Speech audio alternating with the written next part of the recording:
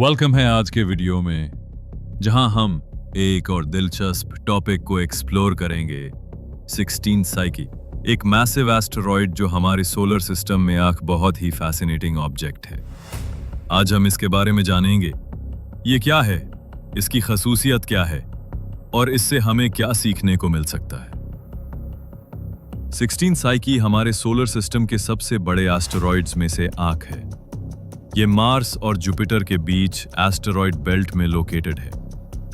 इस एस्टेरॉयड को 1852 में इटालियन एस्ट्रोनॉमर अनिबले दे गास्पारिस ने डिस्कवर किया था और इसका नाम ग्रीक माइथोलॉजी की फिगर साइकी पर रखा गया है, जो एक इंसान थी जो बाद में देवता बन गई। लेकिन 16 साइकी को इतना फैसिनेटिंग किस चीज ने बनाया है? ये कोई आम एस्टेरॉयड नहीं है, जबकि ज्यादातर एस्टेरॉयड्स रॉकी या आइसी होते हैं। 16 साइकी का कॉम्पोजिशन ज्यादातर मेटल का है, आयरन और निकल का। एक्चुअली कुछ रिसर्चर्स का कहना है कि ये एक प्रोटो प्लैनेट का एक्सपोज्ड कोर हो सकता है, जो कभी पूरी तरह से डेवलप नहीं हो सका। 16 साइकी बहुत बड़ा है।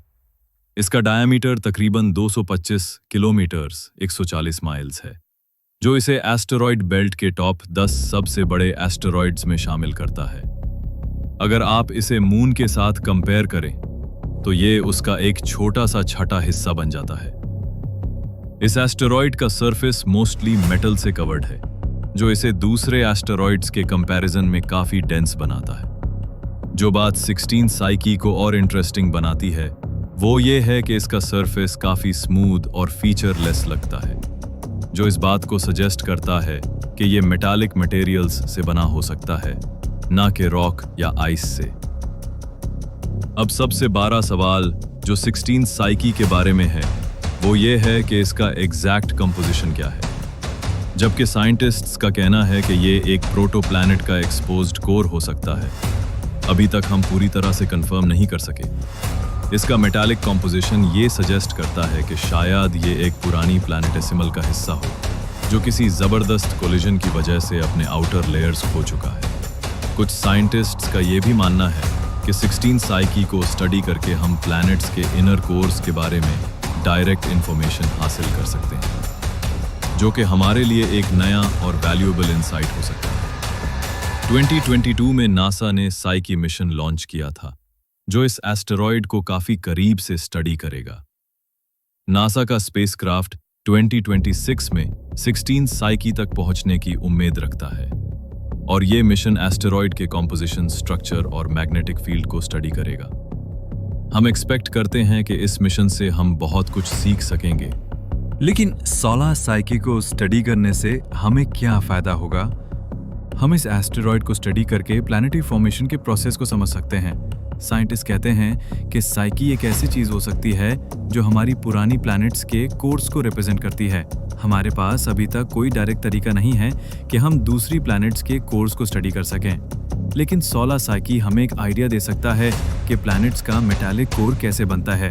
अगर 16 साइकी असल में प्रोटो प्लैनेट का हिस्सा है तो ये हमारे लिए एक गोल्ड माइन हो सकता है, एक ऐसी चीज जो हमें प्लैनेट्स के कोर्स के बारे में डायरेक्ट इंसाइट्स दे सकती है।